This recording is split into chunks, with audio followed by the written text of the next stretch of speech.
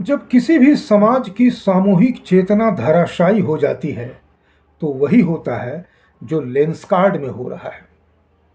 जब किसी भी समाज को इतना वल्नरेबल, इतना लाचार समझा जाता हो कि आंखों में धूल झोंको और जो मन में आए एकदम फ्रीली करो, तो वही होता है जो टीसीएस करवाती रही।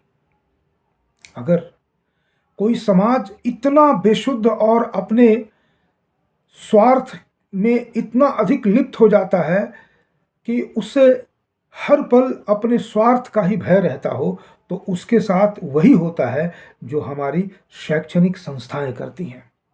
स्वागत है आपका आज की इस वीडियो वार्ता में। मैं हूं शिवचरण सिंह और आज मैं चर्चा करने जा रहा हूं जो कॉरपोरेट वर्ल्ड में भारत विरोधी से मेरा सीधा मतलब है हिंदू विरोधी, क्योंकि भारत, हिंदू और राष्ट्र तीनों समानार्थी शब्द हैं, सिनोनिम्स हैं। लेंसकार्ट में क्या हुआ? लेंसकार्ट ने अपने इन स्टोर स्टाइल गाइड जो 26 पन्नों का था उसमें अपने स्टाफ के लिए एक ड्रेस कोड का गाइडलाइन जारी किया हुआ था, यानी उनका था। अब वो अपने एक तरह से एपोलोजेटिक होकर के कह रहे नहीं नहीं, वो तो आउटडेटेड है। वो उन 26 पन्नों के स्टाइल गाइड में हिंदू चिन्हों को, महिलाओं के सिंदूर को, महिलाओं के बिंदी लगाने को, पुरुषों के या महिलाओं के कलावा पहनने पर, तिलक लगाने पर पूरी तरह से प्रतिबंध था।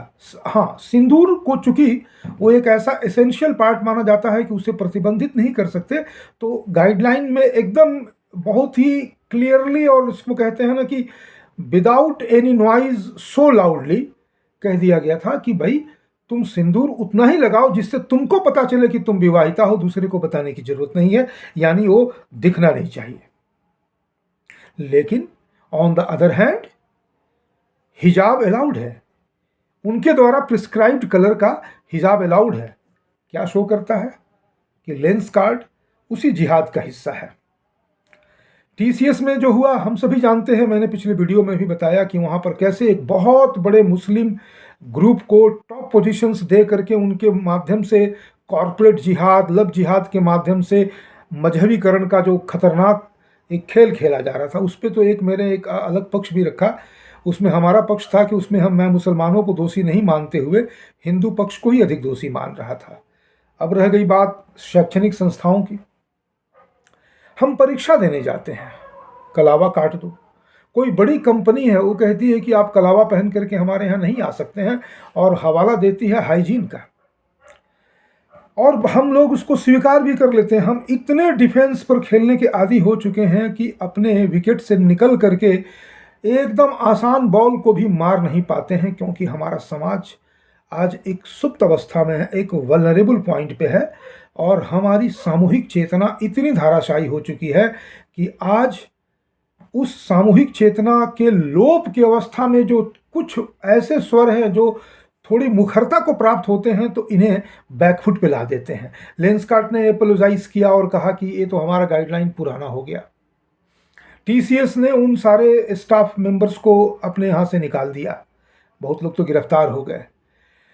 शैक्षणिक संस्थानों में चूंकि सरकारी तंत्र तमाम तरह की परीक्षाएं लेती है, महिलाएं ये पहन के नहीं आ सकती, वो नहीं कर सकती, आप ये अंगूठी, वो मंगलसूत्र, क्या डर लगा करके बैठा हुआ है भाई कि अगर कोई मंगलसूत्र पहन के आएगा तो उसके अंदर में वो परीक्षा में चोरी करने के लिए चिट लेकर के आएगा। अगर कोई कलावा बांधे हुए है तो उससे हाइजीन की समस्या होगी, या फिर उसके अंदर में कोई चिट लेकर के आ रहा है। ऐसी ऐसी तमाम वो चीजें। लेकिन हिजाब पहन के आ रहा है तो उसे आप टच नहीं करोगे। तुम क्यों टच नहीं करोगे बे? क्योंकि तुमको इस्लामियों को पैम्पर करना है। तुम जानते हो कि इस्लामी, वो चाहे उसके लिए तुम धर्म शब्द का प्रयोग करते हो, बेसिकली वो मजहब या मौजहब है, लेकिन वो चूंकि जिस तरह का भी गैंग है, उस गैंग में एक यूनिटी है, और उस गैंग के जो सो कॉल्ड टेनेट्स हैं, गाइडलाइंस हैं, जिसको कुरान कहा जाता है, उसके प्रति वो कुछ इस कदर यूनाइटेड और जागरूक है कि उन्हें स्पष्ट उनको टच करने का मतलब हंगामा हो जाना है। आज अगर हमारी महिलाएं परीक्षा देने जाती हैं और उनका मंगलसूत्र उतरवाया जाता हो, या पहले से कहा जाता हो कि तुम इसे पहन के नहीं आ सकती हो, इसका क्या मतलब है? इसका मतलब है कि हमारी चेतना, हमारी जो समाज की सामूहिक चेतना है, वो एकदम धराशायी हो चुकी है। समाज निकल करके नहीं आता, ये बकलोली, ये बदमाशी बंद करो, ऐसा हम नहीं होने देंगे। जब कहीं पर बिंदी का विरोध होता हो, सिंदूर का विरोध होता हो, महिलाओं के मंगलसूत्र और अंगूठी पहनने का विरोध होता हो, पुरुषों के कलाबा का विरोध होता हो, और उसके पीछे या तो परीक्षा में चोरी को आर बनाया जाता हो, या फिर ये कहा जाता हो कि ये अनहाइजीनिक है, दोनों ही अर्थों में हम इतने अधिक बैकफुट पे चले जाते हैं। हाइजीनिक अनहाइजीनिक का क्या मतलब होता है? जब हम कहीं पर विशेष स्थल पर काम करते हैं, आप चले जाइए तमाम रेस्टोरेंट में, ऐसे ऐसे लोग खाना बना रहे हैं और इतने अनहाइजीनिक कंडीशन में केवल परोसने वाला हाथ में ग्लव्स लगा करके बैठा रहता है। मैं ये नहीं कह रहा हूँ कि we should not be hygienic. Hygienic non hygienic का जो डेफिनेशन है वो सिर्फ कलावा में आकर के शुरू होता है और वही खत्म हो जाता है, और कुछ हाइजीन नहीं है। केवल कलावा को देख करके ही हाइजीन आता है। चोरी का तंत्र जो है वो सिर्फ और सिर्फ महिलाओं के मंगलसूत्र और अंगूठी पे आके खत्म हो जाता है, और वहीं से शुरू भी होता है। और इनका जो इंक्लूसिवनेस और एक्सक्लूसिवनेस जितनी चीज़ें हैं वो सारा कुछ हिंदू चिन्हों पे आकर के शुरू होता है और वहीं पे ख़त्म होता है। ये सब कुछ एक बहुत बड़े डीप डिजाइन का हिस्सा है। अब मैं यहाँ पर थोड़ा सा बैकग्राउंड में आपको बात करना चाहूँगा। ये जितने भी कॉरपोरेट घराने हैं, देखिए इसमें कोई एक्सक्लूडेड नहीं है, ना तो अंबानीज और ना ही अडानीज। इन सबों का मकसद है पैसा, पैसा और पैसा, कुछ नहीं। इन्हें धर्म से कोई मतलब नहीं है। विरला दुर्लभ कोई भामाशाह हो जाएगा, और ऐसे भामाशाह हर समय हुए हैं, और वही शीर्ष पे रहते हैं, आदर्श के रूप में रहते हैं। वो सारे जो वैश्य समाज, जो कॉरपोरेट घराने हैं, उद्योगपति हैं, व्यापारी वर्ग है, उनका आदर्श हमेशा भामाशाही होते हैं। लेकिन चूंकि भामाशाह का आदर्श इतना ऊंचा होता है कि सिर्फ एक नकल करके ही हम भामाशाह की बराबरी करने की कोशिश कर पाएंगे। भामाशाह बनना आसान नहीं होता है। तब क्या होता है? तब पैसा अगर स्वार्थ है तो जिस तरह से पैसा मिले। अब देख लीजिए, आज आज हमारे यहाँ जितनी भी बड़ी बड़ी कंपनियां हैं, मैंने इसीलिए लेंस कार्ड की बात करते करते कहा कि अभी और भी है भारत विरोधी थैले के चट्टे बट्टे। आप नाम लेते चले जाइए और एक के बाद एक जितनी भी बड़ी बड़ी कंपनियां आएंगी, चाहे वो खाने पीने की वस्तुओं को बनाने वाली हों, फैशन वर्ल्ड में हो, कपड़े की दुनिया में हो, या फिर टेक्नोलॉजी की दुनिया में हो, हर जगह आपको वे लोग एक बहुतायत की मात्रा में मिलेंगे। जिस किसी को भी ले लीजिए, क्योंकि उनको एक वैलिडेशन और सर्टिफिकेशन चाहिए विदेशों से, और इनको एक एक करके खंगालने की जरूरत है। जितने ये जो फार्मा वर्ल्ड की बड़ी बड़ी कंपनियां हैं, जितनी भी हैं, वो सब की सब किस किस नॉर्म्स को मानती हैं, किसके डिक्टेट्स को मानती हैं? वर्ल्ड फार्मा लॉबी के। जितने भी बड़े बड़े खाने पीने के वस्तुओं को बनाने वाले लोग हैं, उनका सारा का सारा कंट्रोल जो है मल्टीनेशनल लेवल के उन कंपनियों के हाथों में है, जो पूरी तरह से क्रिश्चियन लॉबी के इशारे पर नाचती है, या यूं कह लें कि वे खुद ही क्रिश्चियन लॉबी हैं। तो कन्वर्शन उनका उद्देश्य है।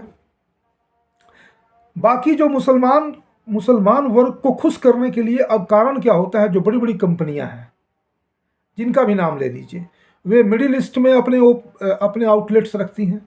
उन्हें कोई मतलब नहीं है इस्लाम से, लेकिन चूंकि उनको खुश करना है, वो भी अंदर अंदर मुस्कुराते हैं कि देखो तुम साले दो पैसे के लिए कैसे चापलूसी कर रहे हो। तो उन शेखों को, उन मिडिल ईस्ट कंट्रीज के लोगों को सिर्फ ये दिखाने के लिए कि how much concern we are about your मजहब, योर रिलीजन, तो उनको दिखाने के लिए कहते हैं देखिए हमने वहाँ पर कैसे हिंदुओं को दबा करके रखा हुआ है और कैसे हमने हिजाब को अलाउड किया हुआ है। तो लेंस कार्ड टाइप की कंपनियां क्या करती हैं? उनका वो टारगेट करती हैं हमारे समाज को, जिनकी सामूहिक चेतना सुप्त प्राय है, और उन्हें खुश करना होता है उनको, जहां वो ऑल ओवर द वर्ल्ड अपने आउटलेट्स को ग्रो करना चाहती हैं। हर आदमी ग्रो करना चाहता है, हर आदमी की महत्वाकांक्षा होती है, मेरे मतलब है कि व्यापारी की, उद्योगपति की, कि वो जगह जगह पर जाए। लेकिन क्या राष्ट्रभक्ति कोई चीज नहीं है? राष्ट्रवाद क्या कोई ऐसा वो एलिमेंट नहीं है? क्या बस केवल पैसा पैसा करते हुए ऐसे सामान्य जीवन में कुछ ना किया जाए तो भी नरक जाना है, और पैसा पैसा करके तो घनघोर नरक में जाना ही जाना है? और अगर संजोग से कुछ अच्छा बन पड़ेगा तो और कुछ नहीं तो कम से कम भेड़ बकरी कुत्ता बिल्ली मक्खी मच्छर बन के कम से कम भारत में ही तो पैदा होंगे, कम से कम इस भारत भूमि में तो रहेंगे, चिड़िया बन करके डालों पे चहचहाएंगे, लेकिन इन सबों से कोई वास्ता नहीं हमें।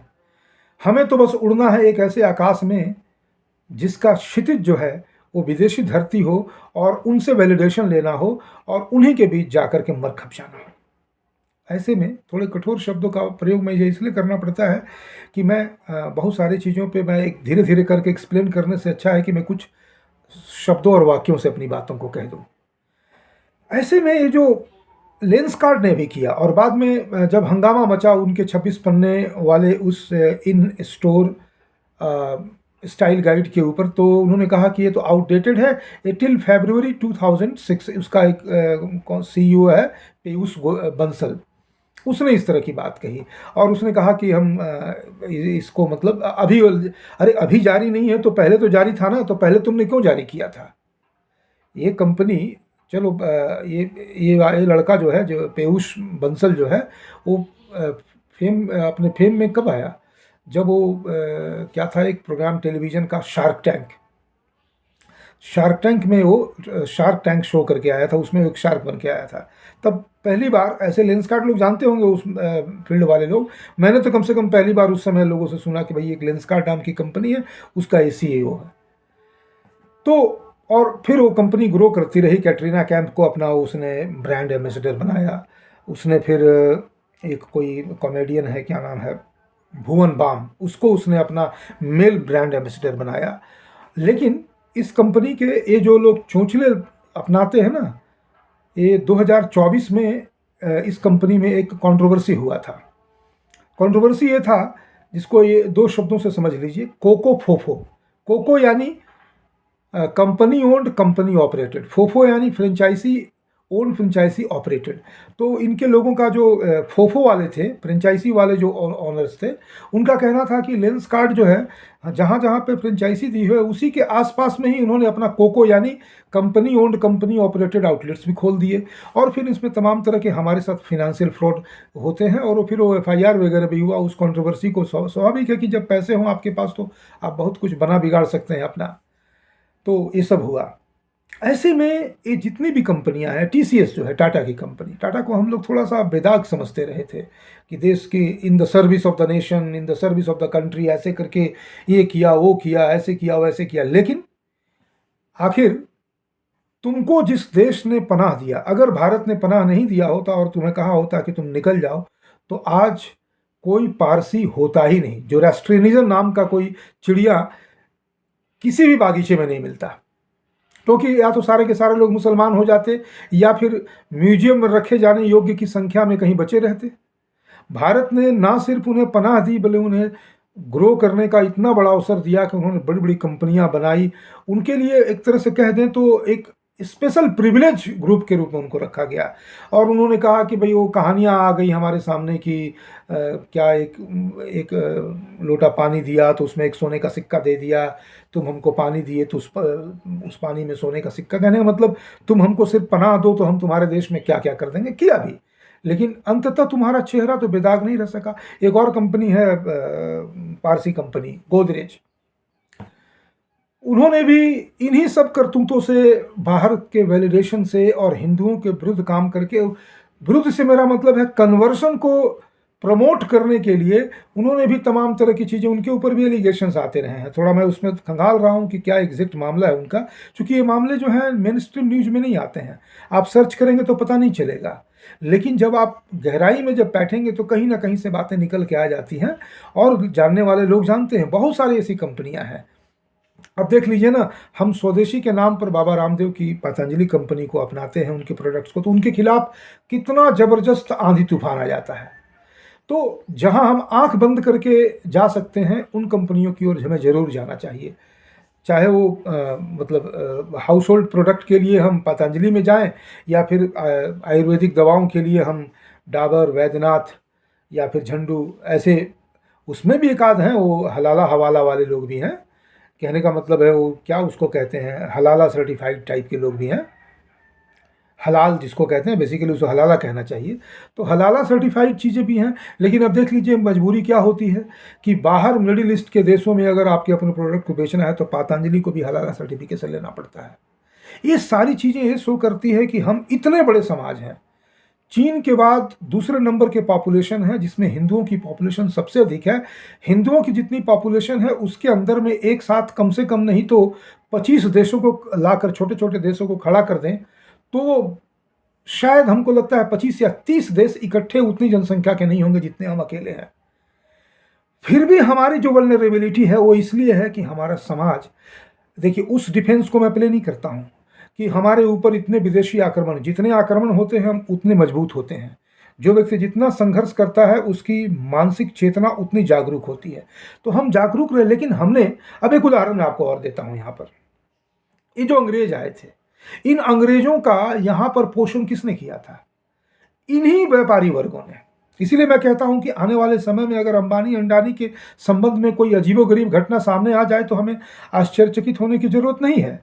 ये जितने भी बड़े बड़े सेठ थे, कलकत्ता में ऑपरेट करने वाला सेठ, उनको इतनी, ईस्ट इंडिया कंपनी की इतनी सहायता करता था कि ईस्ट इंडिया कंपनी को देश के किसी भी दूसरे कोने में जाकर के जितना अधिक भी धन खर्च करना होता था उसे वहां ले जाने की जरूरत नहीं होती थी।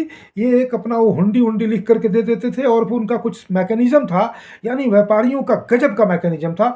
वो देश के एक कोने से एक प्रॉमिसरी नोट देते थे, दूसरी जगह पे उन्हें मिल जाता था। तो इस प्रकार से अगर हम देखें तो ये सारी चीजें, ये अब एक फैसिलिटेट कौन कर रहा है?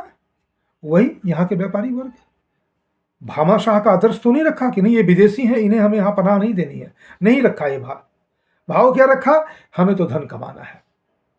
दूसरा, आक्रमण की हम आड़ लेते हैं। आप जरा कल्पना करके देखिए कि आज किसी एक शहर से, चलिए ना आप मान के चलिए कि कलकत्ता से मुंबई किसी को जाना हो रेलगाड़ी से या हवाई जहाज से भी सही, तो वो अपने लिए सारी व्यवस्था, या तो अब तो खैर ऑनलाइन वाले शब्द से हम आ गए हैं ना, तो सारी व्यवस्था करके चलता है ना। अगर 15-20 लोगों का एक समूह चलेगा तो कहाँ ठहरेंगे, क्या खाएंगे, क्या पिएंगे, हम जानते हैं वहाँ पे होटल्स हैं, सारा कुछ व्यापार से नियंत्रित है। प्राचीन यानी प्राचीन काल से मेरा मतलब है आज से 1000 साल पहले की अगर हम बात लें, जिस समय मुस्लिम आक्रांताओं का आना शुरू हुआ था 712 के समय या उसके बाद से, तो उतनी बड़ी संख्या में फौज को लेकर के जब लोग यहाँ आते थे और हमारे लोगों के अंदर एक भावना होती कि ये विदेशी हैं, ये हमें मारने आ रहे हैं, लूटने आ रहे हैं, हमें धर्म भ्रष्ट करने आ रहे हैं, हमें धर्म से च्युत करके हमारा मजहबीकरण करने आ रहे हैं, तो फिर वो फौज एक कदम भी आगे नहीं बढ़ पाती, एक कदम नहीं आगे बढ़ पाती। और ऐसा हुआ भी है उन जगहों पे जहाँ स्वाभिमानी लोगों की बस्तियां हुआ करती थी। तो होता क्या था, वो तो और अधिक खुश होते थे कि ये जब आएंगे तो इनसे हम व्यापार करेंगे, इन्हें खाने पीने की, कोई भी आदमी अरब से चल करके, कोई भी आदमी टर्की से चल करके, कोई भी आदमी मंगोलिया से चल करके, अफगानिस्तान के एकदम पश्चिमी किनारे से, ईरान से, इराक से चल करके यहाँ आएगा, कितने दिनों का खाने पीने का सामान लेके आएगा भाई? उसे मालूम है कि कई कई जगहों पे व्यापारिक ठिकाने हैं, वहाँ पे हम ले सकते हैं सामानों को। जब भारत भूमि पर प्रवेश करता है वो अफगानिस्तान के सीमा के पास से, तो क्या करता है वो? उसे मालूम है हर कदम पे हमें हर वस्तु की आपूर्ति होगी, और जहां नहीं होगी वहां हम लड़ के, झगड़ के, मार के, काट के ले लेंगे। तो ये जितने लोग उनकी सहायता करते थे, क्या उनको पता नहीं कि ये जो लश्कर जा रहा है ये जा करके हमारे ही किसी मंदिर को तोड़ेगा, हमारे ही किसी राजा को बंदी बनाएगा, मारेगा, और वहाँ के लोगों का मजहबीकरण करके आएगा? लेकिन फिर भी करते थे। वही लोग आज हम हैं ना। तो हमारी सामूहिक चेतना जो सुप्त थी, वो ऐसा नहीं कि आज अचानक से सुप्त हो गई है। हमारी सामूहिक चेतना, हमारे समाज के बहुत बड़े हिस्से की सामूहिक चेतना कभी जगी ही नहीं थी। आज जब जगती है तो क्या होता है, लेंस कार्ड को पीछे हटना पड़ता है, टीसीएस को बैकफुट पे जाना पड़ता है, और जो शैक्षणिक सरकारी संस्थाएं इस तरह के खुराफात करती हैं कि तुम मंगलसूत्र नहीं पहन सकती, तुम हाथ में अंगूठी और कलावा नहीं पहन सकते, इन सब तरह के बकवास और हम भारत विरोधी बातें जो करती हैं, उन्हें भी बैकफुट पर जाना पड़ता है। आज तो बैकफुट पर जाना पड़ता है। चेतना में मात्र 5% की वृद्धि हो जाए ना, तो ऐसे लोगों को सड़क पर घसीट के मारा जाएगा। आज अगर मालूम चल जाए तुमने अपने यहाँ इन स्टोर स्टाइल गाइड दे दिया, सारे लेंस कार्ड को फोड़ दिया जाएगा, तब क्या कर लोगे तुम? जहां जहां भी लेंस कार्ड का वो कोको वाला कम से कम है, फोफो वाले को छोड़ करके। देखिए, जब समाज का एक वर्ग इस रूप में निकलता है ना, चाहे आप उसे बजरंग दल कह दें या फिर हिंदू जागरण मंच कह दें या जो भी नाम दे दें, तो जानते हैं क्या होता है? ये जो बैकफायर देने वाले मोदी जिनके सिरमौर बन जाते हैं कि ये गौरक्षक जो हैं, गौरक्षक नहीं है, वो गुंडे हैं। तो उसी प्रकार से जब कभी कोई सामाजिक चेतना के विषय पर इस तरह से जब प्रतिरोध होता है ना, तो उनको रोकने वाला वही अर्बन नक्सल, वही लेफ्टिस्ट, जिसका पनाहगाह होता है प्रधानमंत्री का कार्यालय। क्योंकि वहां से अरे सबका साथ सबका विकास, क्योंकि आपको उनका वैलिडेशन चाहिए। नहीं भाई, नहीं चाहिए। तुम साले हमारे देश में बैठ करके, हमारे देश में हमारे लोगों से पैसा कमा करके बड़े बड़े बिल्डिंगें और बड़े बड़े आउटलेट्स खोल रहे हो पूरी दुनिया में, और हम ही को गाली दे रहे हो, हम ही को कह रहे हो कि नहीं, तुम्हारी औरतें सिंदूर नहीं लगा सकती, उसकी विजिबिलिटी नहीं होनी चाहिए, बिंदी नहीं लगा सकती, तिलक नहीं लगा सकते, तुम कलावा नहीं पहन सकते, तो तुम्हारे ऐसे ऐसे आउटलेट्स को फोड़ दिया जाएगा।